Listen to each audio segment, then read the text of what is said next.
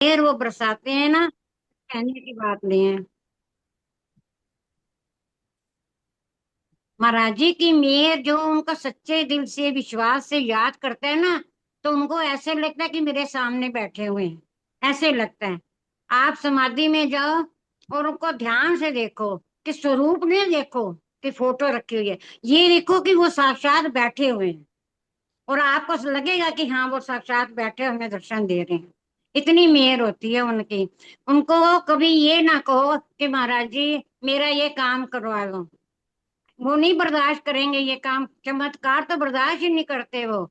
एक बार एक सुंदर साध ने कहा कि महाराज जी मेरी बेटी की शादी है, आप मेहर करो। महाराज जी कहते हैं मुझे क्या, तेरी बेटी की शादी है तो मुझे क्या लेना देना। किसी ने कहा तू जाके कह महाराज जी आपकी बेटी की शादी है, तो आप मेहर करो, आप करो तो भी लेकिन रईस काम हो जाए।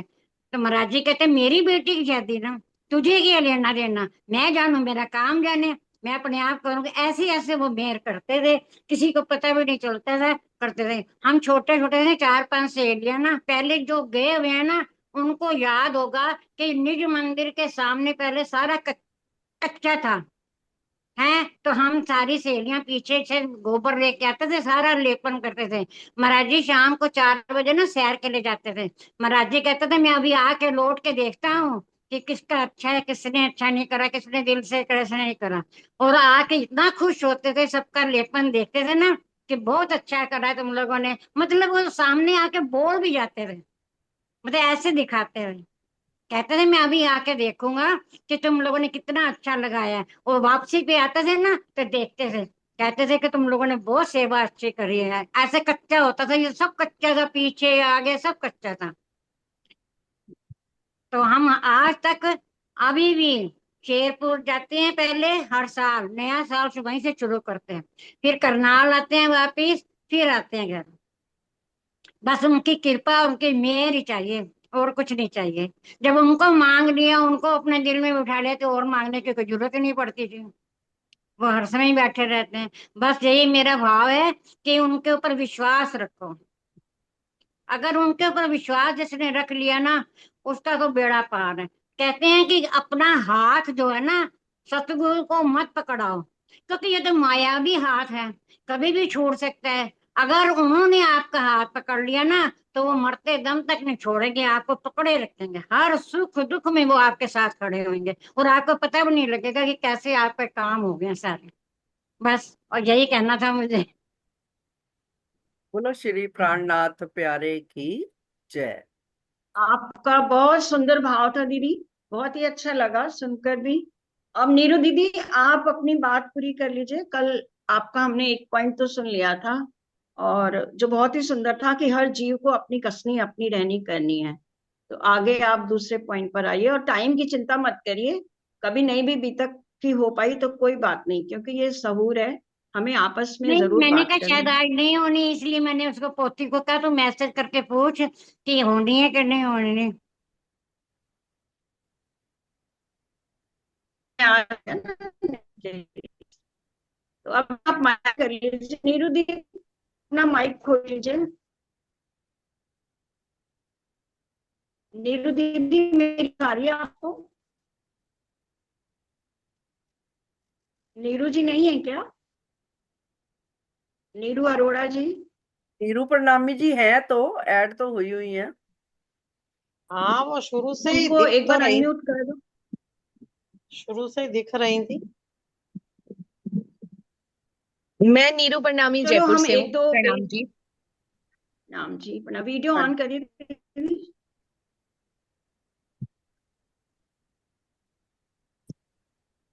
प्रणाम जी। अच्छा, आप तो नीरू दीदी प्रणामी हैं नहीं, जो कल नीरू अरोड़ा जी अपनी भाव बोल रही थी हाँ, ना, वो अभी उन्होंने नहीं शायद है, आज। मैंने लिस्ट में देख लिया, लिस्ट में देख लिया, नहीं है वो पार्टिसिपेंट्स में, मैंने सारा देख लिया। अभी नहीं है, उन्होंने ज्वाइन ओके नहीं जी। किया आज। आप अच्छा, ये उन्होंने ये नीरू प्रणामी दीदी कहाँ से है? मैं मैं जयपुर से हूँ। ये अच्छा अच्छा, फुल अंजलि फुल की स्क्रीन सिस्टर है ये देखूंगी ना, ना? फुल स्क्रीन पे हाँ, देखूंगी अंजलि तो की शक्ल शायद जानने जाएगी। चलो ठीक है, आप चलिए। अंजलि की सिस्टर हूँ। अब अंजलि को आप जानते हैं कि नहीं पता जी जी जी, नहीं। अंजलि जुनेजा। जी, मेरी बड़ी सिस्टर है। ओके जी, ओके ठीक है। चलिए सुंदर साथ जी, हम लोग आगे बीतक की यात्रा में चलते हैं सदगुरु हाँ महाराज जी जी। की प्रेरणा से। बोलिए श्री प्राणनाथ प्यारी की जय, हम्म। श्री सदगुरु महाराज की जय।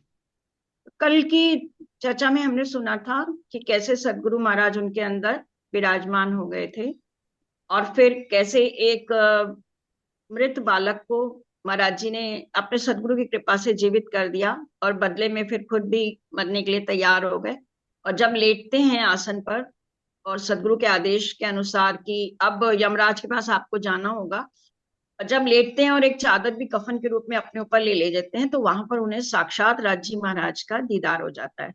राजी महाराज दर्शन देते हैं और उनको कहते हैं कि उठ रतन बाई सावधान।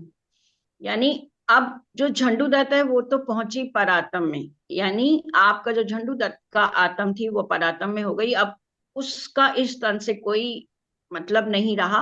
अब इस तन में रतनबाई को मैंने प्रविष्ट किया है।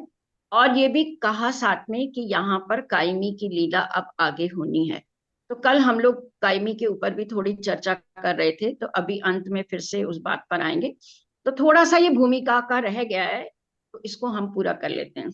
अब वहां पर फिर जैसे ही रतनबाई की वासना ने उनके अंदर प्रवेश किया, या राजी महाराज ने पहचान कराई उनको कि आप रतनबाई की वासना हो, उसके बाद सदगुरु महाराज ने उन्हें तारतम दिया और श्वेत वस्त्र धारण दिए, उनको चोगा पहनाया और कहा कि अब जहां मौज हो जाओ विचरो, इस प्रकार का आदेश मिला। श्रीमुख से आज्ञा पाते ही गुरु गृह से प्रस्थान किया। कुछ दिनों इधर उधर यात्रा करते हुए फिर महाराज जी अपने गांव जड़ौदा पांडा, जिला सहारनपुर में आ गए। घर के लोग उनको 6 वर्ष बाद देखकर बड़े प्रसन्न हुए, क्योंकि उन लोगों ने तो सोच रखा था कि शायद इस संसार में वो है ही नहीं। जिस लड़की को वो छोड़कर गए थे वह अब बड़ी हो गई थी, और उनकी पत्नी भी कुम्हलाई कुम्हलाई सी हालत में हो गई थी। सुंदर साथ जी, तब ना मोबाइल होते थे ना कोई फोन होते थे, और वो घर छोड़कर चले गए। एक बेटी भी थी, उसको भी छोड़कर चले गए, क्योंकि वैराग्य उनका परम चरम सीमा पर था। तो उस पत्नी को क्या खबर कि सब जैसा बोलते होंगे उसके दिल में भी आ जाता होगा कि पता नहीं मेरे पति हैं भी कि नहीं इस संसार में, क्योंकि 6 वर्ष का लंबा समय बीत चुका था और कोई भी खबर नहीं थी। तो बहुत स्वाभाविक है कि पत्नी की हालत तो कितनी कुम्हलाई कुम्हलाई, यानी बिल्कुल मरणासन अवस्था सी ही हो गई होगी। एक बार उन सबके जीवन में फिर से प्रसन्नता आ गई जब महाराज जी घर लौट कर आए। अब उनकी बच्ची की शादी होने जा रही थी। यह रही थी कि, और ये भी बता रहे हैं कि उनके 2 लड़के थे और दोनों लड़के अपनी अपनी शादी कर चुकने के बाद जीवित नहीं रहे। सुंदर साथ जी, ये देखो, ये भी कितना बड़ा हमारे लिए एक सिखापन है कि अभी तक महाराज जी ने, हमने पूर्व में देखा कि एक मृत बच्चे को भी जिंदा किया, लेकिन इनके 2 लड़के, 2 लड़के थे और दोनों अपनी शादी के बाद, यानी एक युवावस्था ही रही होगी, और दोनों बच्चे वो जीवित नहीं रहे थे। लेकिन इन्होंने कभी ये प्रयास नहीं किया कि मैं अपने बच्चों को जीवित करूं, क्योंकि उन्होंने हमेशा ये कहा कि नहीं, मेरे सदगुरु ने बोला है कि प्रकृति में हमें बाधा नहीं बनना है, जो हमारे कर्म है वो हमको भोगने ही होंगे। तो इसलिए हम जब अपने थोड़े थोड़े परेशानियों से घबरा के महाराज जी से कुछ मांगने जाएं, या कुछ छोटी छोटी दिक्कतों से कहने जाएं, तो ये महाराज जी की बीतक हमें सिखाती है कि उन्होंने अपने जीवन में कितने कष्ट उठाए, और फिर उनके भी 2-2 जवान बच्चे नहीं रहे। उनकी विधवा पत्नियां इस वक्त आश्रम में बड़े प्रेम से सेवा मगन में रहती हैं, सेवा मगन रहती हैं, और आश्रम वासी उन्हें भाभी कहकर बड़ा ही सम्मान देते हैं। महाराज जी कुछ दिन जड़ौदा में रहे और अपने घर में ना रहकर एक मंदिर में रहने लगे। और उस मंदिर के पुजारी ने उनकी मान्यता बढ़ते हुए देखकर उनको बहुत परेशान किया, और वह स्थान छोड़ने पर मजबूर कर दिया। अतः महाराज जी जड़ौदा के पास ही 1 मील भर दूर शेरपुर गांव था, वहीं जाकर एक कुएं के पास बैठ गए। और वहां फिर उनके लिए उनके भक्तों ने शीघ्र ही एक कुटी तैयार कर दी, और बाद में तो उनके स्थान की शोभा के लिए एक मंदिर और एक अच्छा खासा आश्रम पक्के कमरों का बन गया।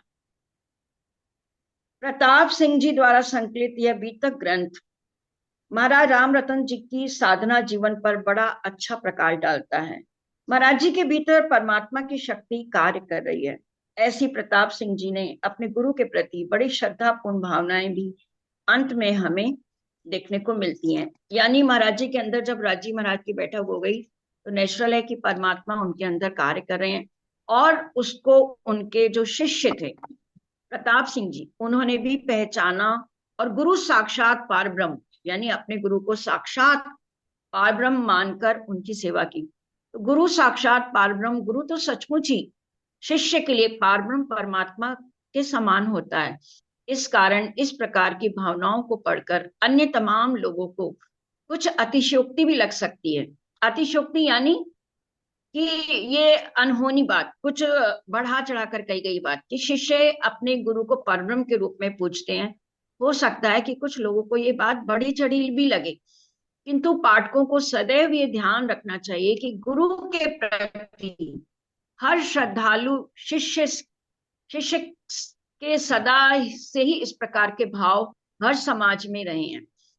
वो ये कहना चाह रहे हैं कि हर समाज में जहां भी गुरु शिष्य की ऐसी भक्ति होगी वो आपको देखने को मिलेगी। आप भगवान हनुमान को भी देख लें तो उन्होंने राम भगवान को अपने हृदय में रखा और उनके लिए वही परमात्मा थे, वही सब कुछ थे। इसी प्रकार हम अपने भी धर्म में देखें तो हमारे प्राणनाथ जी के लिए धनी देवचंद जी सब कुछ थे, और उनके अंदर भी उन्होंने धामधनी की पहचान बाद में की, उनके लिए वही सब कुछ थे। तो शिष्य गुरु के प्रति अपने अनुग्रह को व्यक्त करने के लिए इससे अधिक वो और कर ही क्या सकता है। यानी वो एक शिष्य अपना समर्पण गुरु के प्रति कैसे और दिखाए, जिसने उनको भगवान ही मान लिया, उससे ज्यादा वो और क्या अपना तन मन धन सब दे देता है, इससे ज्यादा वो और क्या ही कर सकता है। और सच पूछा जाए तो परमात्मा की शक्ति तो सभी में कार्य करी है। ये सबसे इंपॉर्टेंट चीज, मैंने आज इसको सुबह ही पढ़ा था तो मुझे बहुत अच्छा लगा था ये पढ़कर, और बहुत ये अंदर ग्रहण करने वाली चीज है कि परमात्मा की शक्ति तो सभी में कार्य कर रही है ना, हमारे अंदर भी कार्य कर रही है। लेकिन बात सिर्फ यही होती है कि हम उसको पहचान नहीं पाते हैं। जैसे भगवान बुद्ध की भी जब मैंने उनका भी ज्ञान मैंने पढ़ा है तो उन्होंने ये बोला कि उन्होंने कोई अपना चेला या कोई शिष्य नहीं बनाया। उन्होंने बोला जो ज्योति मेरे अंदर है, जो बौद्ध ज्ञान जो मुझे मिला है वो ज्ञान तुम्हारे अंदर भी है। तुम कोशिश करोगे तो तुम्हारे अंदर भी वो दीपक है, तुम्हारे अंदर भी वो प्रकाश है, तुम स्वयं उसको प्रज्वलित करो। तो परमात्मा की शक्ति तो सभी में कार्य करी है। हाँ, यह बात और है कि जब कोई साधना में बहुत गहरे उतर जाता है तो उसे यह स्पष्ट दिख जाता है कि किस प्रकार वह मात्र एक बांस की बांसुरी मात्र है और इसको बजाने वाला पीछे खड़ा है। हर लहर जब अपने भीतर झांकने की क्षमता पैदा कर लेती है, ये सबसे इंपॉर्टेंट है। हम अपनी राज्य की अंगनाएं हैं, अगर राज्य को सागर की उपमा दें तो हम उनकी लहर हैं। जैसे परम धाम में राज्य की शोभा श्रृंगार है, हमारी रूह हमारी आत्म का भी वही श्रृंगार है, हमारी श्यामा महारानी का भी वही श्रृंगार है। हमारे दिल भी सब वाहिदत में एक है। जो राज्य का दिल है वही श्यामा जी का दिल है और वही हमारे भी दिल है। लेकिन हमने कभी अपने अंदर इस प्रकार झांकने की क्षमता पैदा नहीं की। लेकिन जो हमारे परम हंस हुए उनमें और हमारे में यही अंतर होता है कि वो अपने भीतर झांकते हैं और इतने आगे निकल जाते हैं कि अपने को परमात्मा में समाहित कर पाते हैं। तो उन्होंने हमारे लिए भी ये कहा कि हर लहर जब अपने भीतर झांकने की क्षमता पैदा कर लेती है तो उसे पता चल जाता है कि वह तो शुरू से ही सागर के साथ भीतर से जुड़ा है और उसकी सभी हिलोरें सागर की ही इच्छा का विलास है। यानी जब परमात्मा की बैठक हमारे दिल में हो जाती है, जब युगल स्वरूप की बैठक हमारे दिल में हो जाती है, तब हमें ये आभास हो जाता है कि अव्वल से आज दिन तक, जब से खेल का दरिया मेहर के सागर के साथ राज्य ने अपने दिल में लिया, तब से लेकर आज तक हम राज्य से हमेशा से जुड़े हैं। वो मेहर हमसे अव्वल से ही हो रही है और आखिरत तक वो मेहर हमारे साथ रहेगी और हम उस मेहर सागर में ही झील रहे हैं। आज जो हम ये सुख ले रहे हैं महाराज जी की बीतक का, ये भी महाराज जी के दिल की मेहर का सागर है जो हमारे अंदर हिलोरें ले रहा है। तो हमारे अंदर जो भी इच्छाएं होती हैं, जो भी हिलोरें उठती हैं, आप समझो वो राज्य जी के ही दिल के रूप होती हैं। और महाराज राम रतन दास जी का जीवन इसका एक अनुपम प्रमाण है। ये आदरणीय बुद्धि प्रकाश वाजपेयी जी के द्वारा लिखी गई भूमिका थी, जिन्होंने महाराज जी के कुछ कुछ अंश लेकर और उसको बड़े ही सुंदर माला के रूप में पिरो के हमारे सामने रखा। अब श्री परमहंस महाराज जी राम रतन दास जी के जीवन के कुछ चित्र हम सब मिलकर देखते हैं कि उनकी साधना के समय के कुछ स्वरूप हैं, और इनको हम अपने हृदय से प्रणाम करते हैं। महाराज जी देखिए कितने दुर्बल काया के थे जब साधना में थे, तो उनका खान पान, इनका नीचे भी दीदी लिखा होगा कि महाराज राम रतन जी के साधु जीवन का ये प्रारंभ है। प्रारंभ के दिनों में महाराज जी का ऐसा स्वरूप था। हाँ, ये लिखा ना महाराज राम रतन जी की हाँ जी। साधु जीवन का प्रारंभ। उसके बाद जो स्वरूप आ रहा है, ये महाराज जी के सदगुरु श्री नारायण दास जी का हाँ। स्वरूप है। परमहंस सदगुरु नारायण दास जी महाराज, जिनसे राज महाराज जी का नारायण। तारतम्य, राज नारायण दास जी, हाँ जी, हाँ, इन्होंने यहाँ पे परमहंस सदगुरु, अच्छा यहाँ नारायण राज दास नहीं जी लिखा। लिखा है, लेकिन वैसे मैंने जो सुना हुआ है ना, वो पूरा नाम अच्छा, शायद में भी सिर्फ नारायण हो, मेरे को नहीं याद। चलो ठीक है। चलो आगे भी बीतक में आ जाएगा। सदगुरु नारायण दास जी महाराज, अब हाँ यहाँ पर दोनों स्वरूपों का है। महाराज जी अपने गुरु महाराज स्वामी नारायण दास जी के साथ हैं, हम्म। और सत्संग ऐसे ही इनका चलता होगा महाराज अपना सदगुरु के साथ। ये महाराज जी का जैसे भी पूजा दीदी ने बताया ना, कितना उज्जवल, देखिए चेहरा, इसमें भी कितना नूर लग रहा है, कितना गौर वरण। जैसे भी पूजा दीदी ने बताया कि नूर से भरपूर, जब साधना में होता है अंदर परमात्मा होते हैं ना। ये महाराज जी की शेरपुर आश्रम का है, ये शेरपुर आश्रम तक पहुंच गए थे, तो ये तब का स्वरूप है। ये हाँ। स्वरूप तो हमने देखा हुआ है, हमारी दादी, ये स्वरूप बहुत घर में होगा मुझे लगता है, ये हमने भी अपने घर में देखा हुआ है। तो ये स्वरूप में दीदी नीचे क्या, हाँ, श्री श्री परमहंस महाराज राम रतन दास जी, ठीक है, ये थोड़ा बाद का लग रहा है, तो इसमें ये तो स्वरूप हमने देखा हुआ है। ये कश्मीर। हाँ, ये भी स्वरूप देखा है, जब महाराज जी कश्मीर गए थे, तो ये यही वहां की कश्मीर का है। कश्मीर में महाराज जी, जब सरकार श्री भी साथ थे, यहीं पर इन्होंने एक शिला पर बैठकर और उनको चरणों में बिठाकर, सरकार श्री बताया करते थे कि उन्होंने उनके घुटनों पे सिर रख के उनके चरणों में बैठ गए, तो पूरे परम धाम के दर्शन 25 पक्षों के करा दिए थे। हाँ, ये मैंने भी अभी उनकी डॉक्यूमेंट्री में भी मैंने सुनी थी ये बात, डॉक्यूमेंट्री में कश्मीर भी में। ये सरकार श्री के मुख से सुना है हमने, तो कानपुर अच्छा, आया करते थे ना, तो वो बताते थे तब, ये उनका जब ध्यान अवस्था में हो गए हाँ, समाधि। ये समाधि लीन हुए जब 12 हाँ, अक्टूबर सन तब का है। 1964 में। ये हाँ, तब का, ये 12 दीदी वो अक्टूबर। सोनगिरी का है क्या, गुफा में ही लग रहा है ये तो नहीं नहीं, ये स्वरूप। गुफा में नहीं है। अच्छा, ये ये गुफा में नहीं है। ये तो जब धामगमन, ये दिल्ली में ही हुआ था ना, इनका भगत जी की कोठी थी, हाँ हाँ हाँ तो हाँ फिर हाँ, वहां से इनको ले जाया गया था शेरपुर।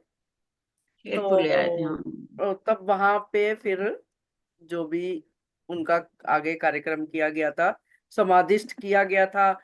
और ऐसा बाद में भी सुना मैंने सरकार जी के मुख से कि जब इनकी ऊपर समाधिस्थ कर दिया गया, लेंटर भी डाल दिया गया था, तो इनको आवाज आई कि महाराज श्री की आवाज आई सरकार श्री को कि मेरे ऊपर पानी आ रहा है। तो हम्म, वास्तव में फिर अभी कच्चा ही था लेंटर, 1 महीना डेढ़ हो गया था जब, शायद, तो उसके बाद खोल के देखा गया तो वास्तव में उनके आसपास पानी था, और इनके नाखून भी बड़े हुए थे।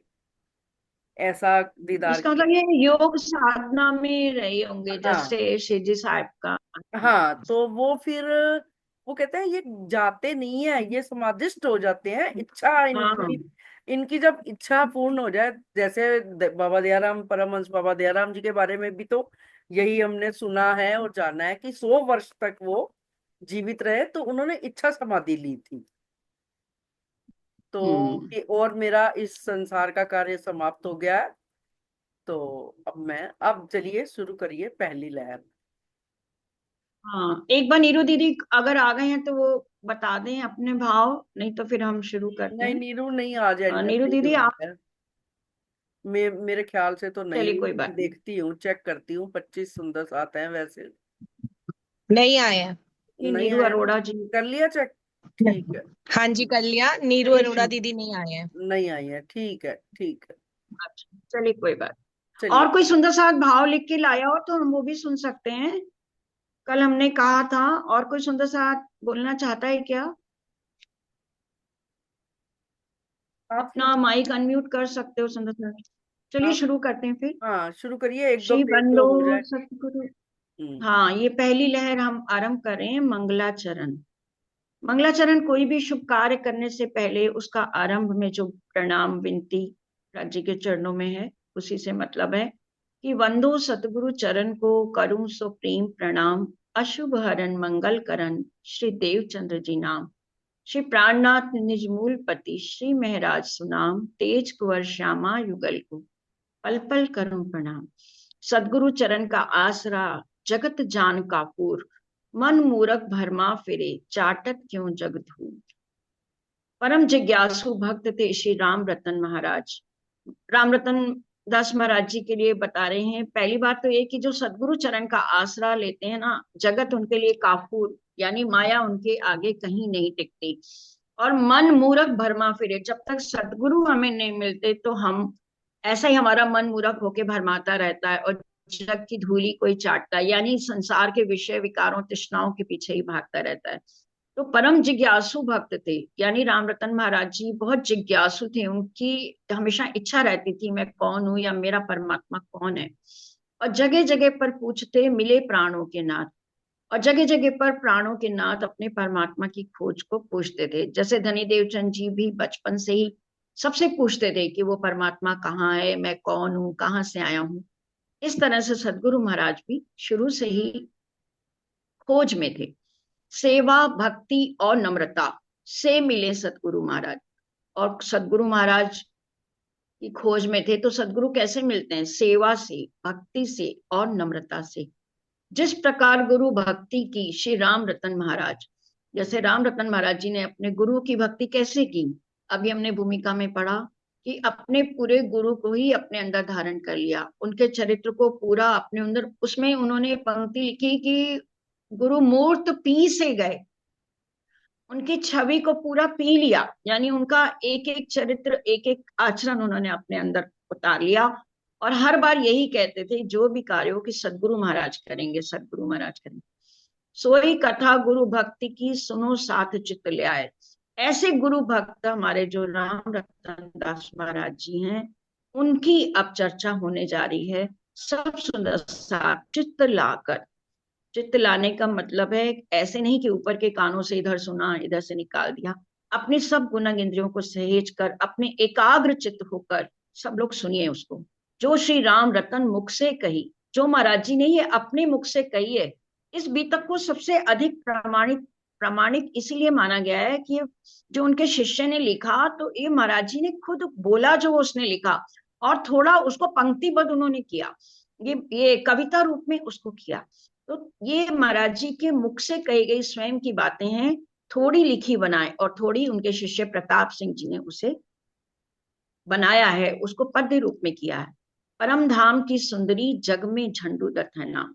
ये परम धाम की ब्रह्म सृष्टि, जिनका जगत में नाम झंडू दत्त था, और झंडू दत्त से बदलकर अब रतनबाई है नाम।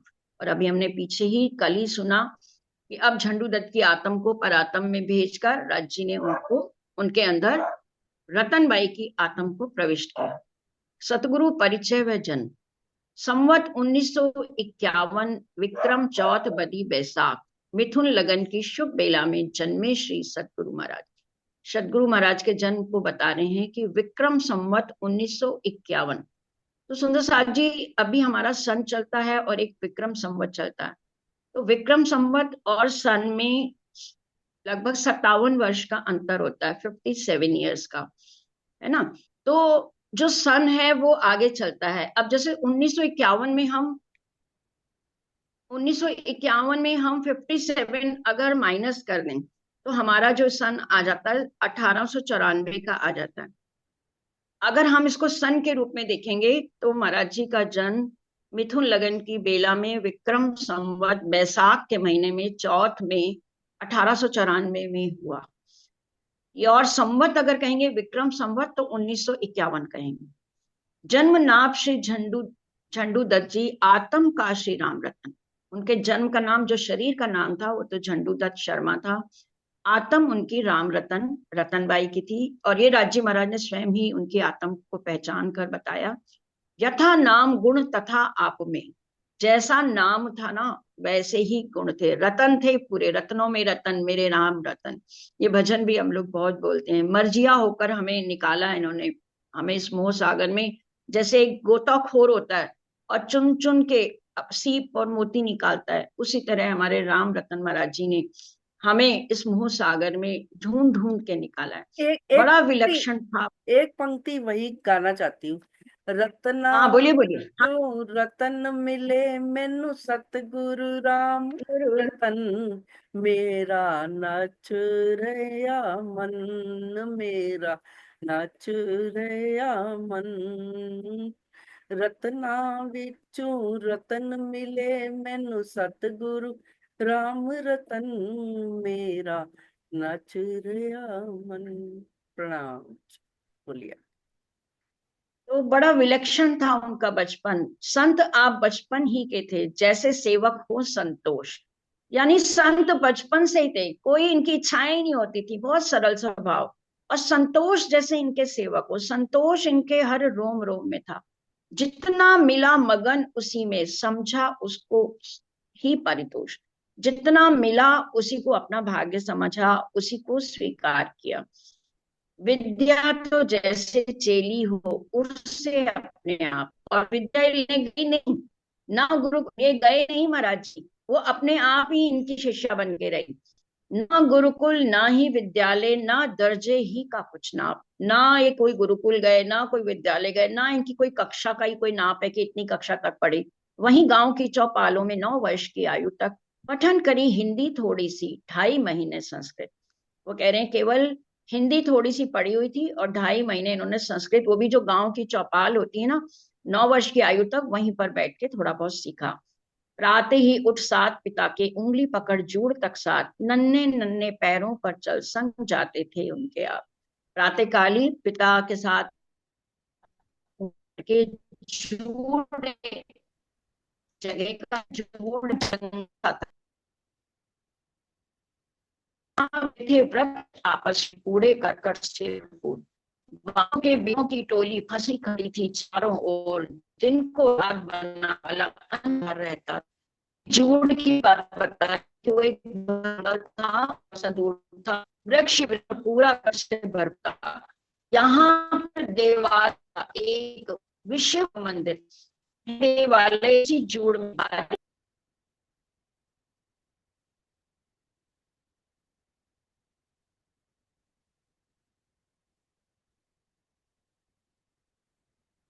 आकर वो भक्ति करते थे, आरती अर्चना।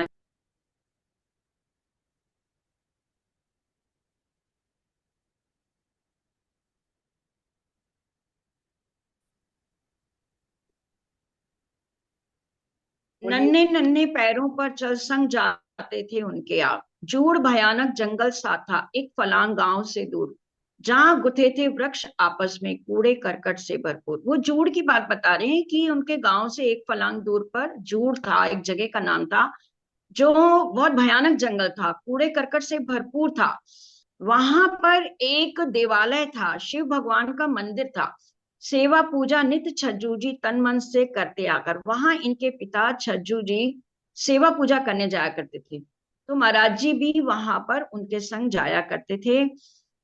वहां गुथे थे वृक्ष आपस में कूड़े करकट से भरपूर, बांसों के बीड़ों की टोली फंसी खड़ी थी चारों ओर।